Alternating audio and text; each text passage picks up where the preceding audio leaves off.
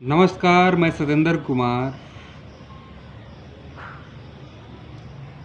आज बात करेंगे हम बिहार विधानसभा चुनाव 2025 की। 10 नवंबर से ही नामांकन चालू है, लेकिन अभी तक फाइनल लिस्ट, चाहे वो इंडिया गठबंधन का हो चाहे वो एनडीए गठबंधन का हो, दोनों का अभी तक फाइनल लिस्ट नहीं आया। हालांकि बीजेपी ने अपने 101 उम्मीदवारों का लिस्ट जारी कर दिया है और जेडीयू ने भी अपने 57 उम्मीदवारों की लिस्ट जारी कर दी। लेकिन किसी प्रेस कॉन्फ्रेंस में ये बातें नहीं कही गई है, लेकिन ट्विटर पर ट्वीट करके ये जानकारी दी गई है और मीडिया में इस तरह की चल रहा है। दूसरी तरफ बात करें इंडिया गठबंधन की, तो इंडिया गठबंधन में भी सीटों का अभी ऑफिशियल घोषणा जो है अभी नहीं हुआ है, लेकिन जितने भी गठबंधन के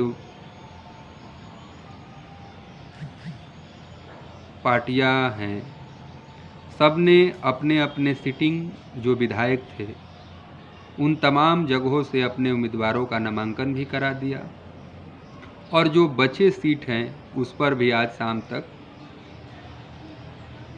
मामला सुलझने की उम्मीद है। लेकिन हम आज बात करेंगे कि जो बीजेपी की रणनीति है बिहार में, क्या कहीं उत्तर प्रदेश की 2017 विधानसभा में जिस तरह से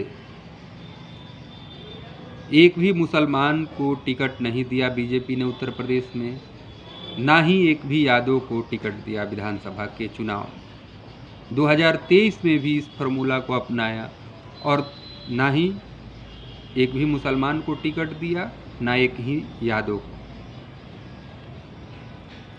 2022 के विधानसभा में भी बीजेपी का सरकार बन गया, लेकिन 2024 के लोकसभा चुनाव में उसको इसका खामियाजा भुगतना पड़ा। वही फार्मूला क्या बिहार में अपना रही है? बीजेपी के 101 सीट इस गठबंधन में मिले हैं, लेकिन आप देखेंगे कि जो 8 उसके विधायक थे उनकी टिकट काट दिया गया है और यह बताया गया है कि किसी का उम्र ज़्यादा हो गया है, तो और लोगों का तो कारण भी नहीं बताया गया। अब बताइए कि सबसे वरिष्ठ बीजेपी के कद्दावर नेता, बिहार में विधानसभा में स्पीकर रह चुके नंद किशोर यादव को टिकट काट दिया गया है, यह कहकर कि उनकी उम्र 72 वर्ष हो गई है। इस आधार पर उनका टिकट कट गया। लेकिन वही प्रेम कुमार जो गया से विधायक हैं, उनसे सीनियर है, उनका टिकट नहीं कटता है। अमरेंद्र प्रताप सिंह का टिकट नहीं कटता है। राम नारायण मंडल का टिकट नहीं कटता है। नंद किशोर का ही टिकट क्यों कटता है? दूसरे जो हैं वो प्रणव यादव मुंगेर से हैं, उनका टिकट कट गया। पवन यादव कहलगांव से, उनका टिकट कट गया। जयप्रकाश यादव नरपतगंज से, उनका टिकट कट गया। रामसूरत राय औराई से, उनका टिकट कट गया। मिश्री लाल यादव जो बीजेपी की बिहार की जो पॉलिटिक्स है, मिश्री लाल वीआईपी पार्टी के सिंबल से चुनाव लड़े थे 2020 का, और उस समय वीआईपी पार्टी यानी मुकेश सहनी भाजपा में थे और बीजेपी ने मुकेश सहनी के चारों विधायकों को अपने पाले में मिला लिया और बिहार में सरकार नीतीश के साथ फिर से बना लिया। क्योंकि नीतीश सरकार जो थी, बीच में नीतीश कुमार पलटी मारने के चक्कर में वो आरजेडी के साथ सरकार बनाए और आरजेडी से जब बीजेपी में आए, उसी समय बीजेपी ने संख्या बल बढ़ाने के लिए मुकेश सहनी के चारों विधायकों को अपने पाले में ला लिया और सरकार बच गई। उस मिस्री लाल यादव का टिकट इस विधानसभा में बीजेपी ने नहीं दिया। वहीं दूसरी तरफ प्रहलाद यादव हैं, इन्होंने जब नीतीश कुमार को बहुमत सिद्ध करना था विधानसभा में, जब पलटी मारे इधर से, तो उस समय इन्होंने, इनके 3-4 विधायक गायब थे और उस समय लग रहा था कि सरकार गिर जाएगी। अब आपने देखा होगा कि तमाम तरह के रात भर पुलिस पूरे पटना शहर में विधायकों को ढूंढ रही थी। उसी समय जो चेतन आनंद हैं और दूसरी तरफ अनंत सिंह की पत्नी और ये प्रहलाद यादव, तीनों जाकर एनडीए की सरकार बचाए। 2 को तो टिकट मिल गया क्योंकि वह स्वर्ण समाज से थे। यह भी उनकी खासियत हो सकती है, चाहे वो चेतन आनंद हो चाहे अनंत सिंह की पत्नी को तो नहीं मिला। अनंत सिंह के पत्नी के जगह पर अनंत सिंह को टिकट जदयू ने दे दिया, लेकिन प्रहलाद यादव का टिकट कहीं से नहीं मिला। बीजेपी एक मैसेज देना चाहती है कि जिस तरह यादव मुस्लिम के बिना वो उत्तर प्रदेश में सरकार बना सकती है, उसी तरह से वो बिहार में भी बना सकती है। इसीलिए शायद 8 मौजूदा विधायक जो यादव समाज से थे उनको टिकट काट दिया गया। हालांकि बिहार में यादवों की आबादी 14% है, लेकिन मौजूदा समय में जो 101 उम्मीदवारों की लिस्ट है उसमें 5 यादव समाज के लोगों को टिकट दिया गया है, जिसमें से एक महिला है। 4 में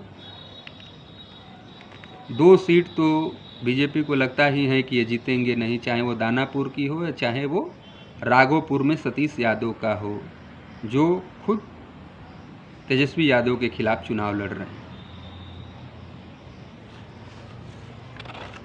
लेकिन भारतीय जनता पार्टी, आपने देखा होगा कि 2014 से लेकर 2025 तक मोदी जी के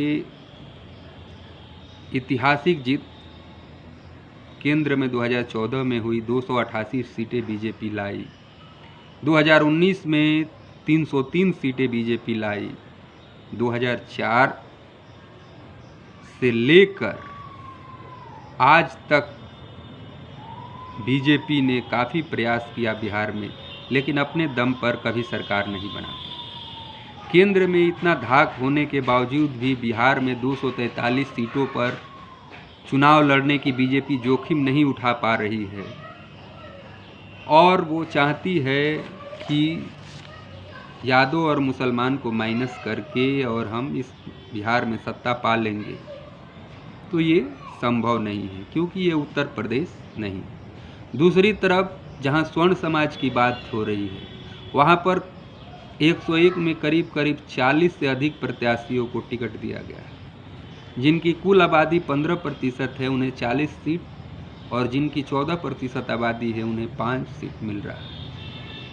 तो ये देखिए कि किस तरह की राजनीति बिहार में भाजपा कर रही है। दूसरी तरफ जदयू ने जो 53 सीटें जारी किया है उसमें भी एक भी मुसलमान नहीं। तो क्या भाजपा का गठबंधन मुसलमानों से दूरी बना रहा है जिस तरह से उत्तर प्रदेश में बनाया? तो ये किस तरह का सबका साथ, सबका विकास, सबका विश्वास ये सरकार बनाएगी? जो 32% आबादी को इग्नोर कर रही है, उसका कोई प्रतिनिधित्व सिर्फ सिंबल के तरह पर इस्तेमाल किया जा रहा है कि ये एक उम्मीदवार को टिकट दे दिए क्योंकि उसके समाज से वोट आता ही नहीं। तो किस तरह जनता विश्वास करेगी कि ये लोकतंत्र है या सिर्फ वर्चस्व की लड़ाई है कि अगड़ा बनाम पछड़ा करने की बात हो रही है। वहीं इंडिया गठबंधन के आप देखेंगे तो तेजस्वी यादव कह रहे हैं कि हमारी पार्टी A to Z की पार्टी है, हमारे यहाँ जिसकी जितनी भागीदारी उसकी उतनी हिस्सेदारी। लेकिन फाइनल लिस्ट आएगा तभी पता चलेगा कि आखिर इंडिया गठबंधन कितने लोगों को टिकट दे रही है जो उस समाज से आ रहे हैं जिसकी प्रतिनिधित्व बिहार में अब तक नहीं थी, या थी तो बहुत कम थी। लेकिन आप देखेंगे कि बिहार चुनाव में